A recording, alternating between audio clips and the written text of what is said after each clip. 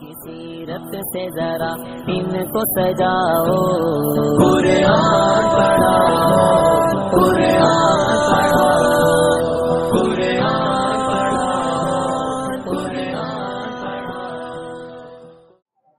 نحمده ونصلي على رسوله الكريم، أما بعد، قال الله تعالى في القرآن الكريم: أعوذ بالله من الشيطان الرجيم، بسم الله الرحمن الرحيم. وإن كنتم في ريب مما نزلنا على عبدنا فأتوا بسورة من مثله وادعوا شهداءكم من دون الله إن كنتم صادقين۔ جناب صدر، حاضرین جلسہ اور عزیز ساتھیوں، میں نے آپ حضرات کے سامنے قرآن پاک کی ایک چھوٹی سی آیت تلاوت کی ہے جس میں حق تعالی شانہ نے فرمایا ہے کہ یہ قرآن جو محمد علی صلی اللہ علیہ وسلم تمہیں پڑھ کر سناتے ہیں، اس کا علوم و معارف تمہارے سامنے بیان کرتے ہیں، اس کی صداقت و سچائی کے اعلان کرتے ہیں، اور تم یہ سمجھتے ہو تمہارا خیال یہ ہے کہ یہ اسی کا کلام ہے، آسمانی وحی نہیں ہے، میری طرف سے نازل نہیں ہوا ہے۔ تم میرے حبیب کو جھٹلاتے ہو، تم میں سے کہنے والے کہتے ہیں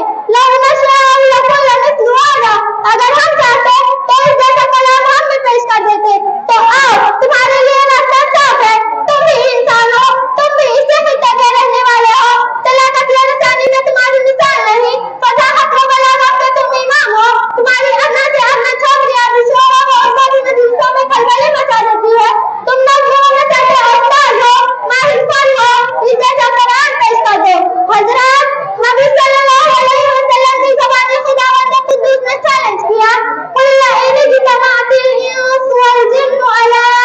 ان یأتوا بمثل هذا القرآن لا یأتون بمثله ولو كان بعضهم لبعض ظہیرا، کہ اے محمد صلی اللہ علیہ وسلم، آپ کہہ دیجئے کہ تم یہ کہتے ہو کہ یہ انسان کا کلام ہے، اگر تمام انسان اور جنات اور کائنات کی تمام مخلوق بھی اکٹھا ہو کر اس جیسا قرآن پیش کرنا چاہے تو نہیں پیش کر سکتی، چاہے ایک دوسرے کے حامی و مددگار کیوں نہ بن جائے۔ یہ ایک چیلنج تھا، دشمنان اسلام و قرآن کے لیے یہ ایگزام موقع تھا، جو اسلام اور پیغمبر اسلام کے خلاف تعین و تشریح کر رہے تھے، جو اسلام کا چہرہ مخت کرنے کے لیے کوشش کر رہے تھے، وہ میدان میں آتے اور جس جیسا کلام پیش کر کے اس چیلنج کا جواب دیتے اور اس تحریک کو ماننے سے پہلے ہی کچل دیتے، لیکن اس چیلنج پر سب کچھ صاف کھل گیا، ان دشمنان اسلام کے چہروں پر ہوائیں اڑنے لگی۔ پھر حق تعالی شانہ نے آنے سے کر فرمایا کہ اگر تم پورا قرآن پیش نہیں کر سکتے تو اس جیسی دستور کو ہی بنا کر پیش کر دو،